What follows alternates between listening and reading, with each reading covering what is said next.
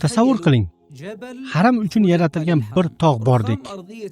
Makka va Mukarramadagi haram masjidining yer qoplamasi bo'lgan oq marmar yozning eng issiq paytida hatto harorat eng yuqori darajaga chiqqan chog'da ham sovuq turadi.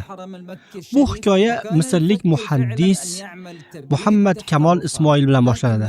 U kishi haram masjidini kengaytirish loyihasida ishlayotgan edi. Avvaliga u marmar ostiga sovutish tizimini o'rnatishni o'ylagan, ammo keyin juda kamyob marmar turi borligini bildi. U tasos marmari deb ataladi. Bu marmar quyosh nurini qaytarish xususiyatiga ega va issiqlikdan ta'sirlanmaydi va faqatgina Yunon orollaridan biridagi tog'larda mavjud edi.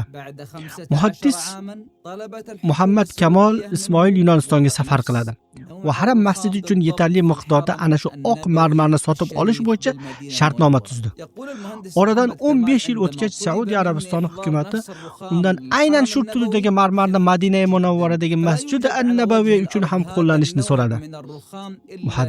Muhandis Muhammad Kamol shunday dedi: "Men Masjid an-Nabaviy uchun ham shu marmarni olib kelishni so'rashganda juda qo'rqib ketdim, chunki bu marmar dunyoda faqat o'sha Yunon kompaniyasida bor edi xolos.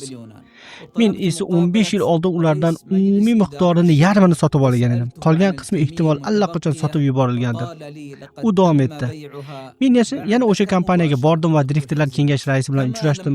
Qolgan marmarlar haqida so'radim. U esa sizdan keyin qolgan miqdorni barchasi sotib yuborilgan dedi." Hodis aytadi: "Men umrimda hech qachon bunchalik g'amga botmaganman.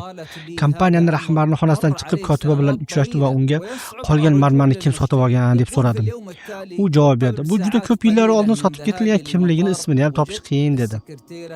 Ertasi kuni aeroportga ketishimdan bir necha soat oldin kotiba menga qo'ng'iroq qilib, "Kompaniyaga keling, biz xaridorning manzilini topdik" dedi. Men hayron bo'lib o'z uyimga manzilini bilsam ham nima qilaman deb o'yladim, ammo safarga chiqishga biroz vaqt bor edi. Shuning uchun kompaniyaga zudlik bilan bordim va kotibamdan marmarni sotib olgan kompaniyaning manzilini oldim. Muhandis aytadi: "Manzilga qarab xaridor saudiyalik kompaniya ekanini ko'rib yuragim qattiq ura boshladi. U darhol Saudiya Arabistoniga uchib bordi va aeroportdan to'g'ri marmarni sotib olgan kompaniyaga bordi. Direktor bilan ko'rishib salomlashgandan keyin shunday dedi: Yunonistondan yillar oldin sotib olgan oq marmarni nima qildingiz deb so'radi. Direktor javob berdi: "Esimda yo'q. U omborxonaga qo'ng'iroq qilib Yunon oq marmari haqida so'radi. Unga shunday javob berishdi: barcha miqdor hozir ham omborda, u o'z holicha saqlanyapti hali ham turibdi" dedi. Muhandis Muhammad Kamol shunday dedi: "Allohga qasamki, bolalardek yig'lab yubordim. Kompaniyaga hayron bo'lib so'radi: 'Nima uchun yig'layapsiz?' Men butun hikoyani aytib berdim. Men ochiq chek xohlagan summani yozing dedim. Kompaniya egasi marmar Masjid an-Nabaviy uchun ekanini bilgach shunday dedi: 'Allohga qasamki, 1 riyal ham olmayman. Bu marmarni barchasi Alloh yo'lidadir' dedi. So'ng qo'shimcha qildi: 'U marmarni shu qadar yillar omborlarda unutib qo'ygan va meni aynan ana shu vazifa uchun sotib olishga sababchi qilgan Alloh pokdir. Shu tariqa bu marmar turi butun yer yuzida faqat 2 muborak masjidda, Haram masjidi va Masjid an-Nabaviyda mavjud xolos. Go'yo u faqat shu 2 muborak joy uchun yaratilgandek. Subhanalloh."